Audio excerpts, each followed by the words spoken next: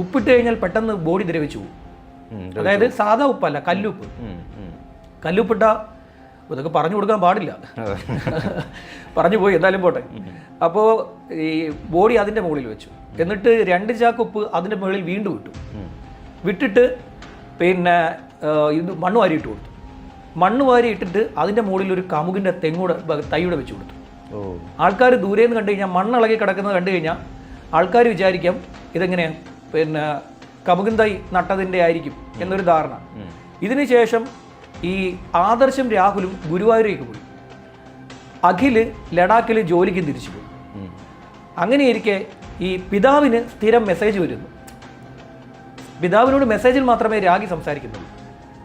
ശരി, ആരാ അയക്കുന്ന? ഈ ആദർശായിരുന്നു അയക്കുന്നത്. രാഗി ചാറ്റ് ചെയ്യുന്ന രീതിയിൽ തന്നെ രാഗിയുടെ ഫോണിൽ നിന്ന് ആദർശ് ചാറ്റ് ചെയ്യണം. പിതാവിന് മാതാവിനും ഒക്കെ മെസ്സേജ്. രാഗി ഒരിക്കലും ഫോൺ എടുക്കത്തില്ല.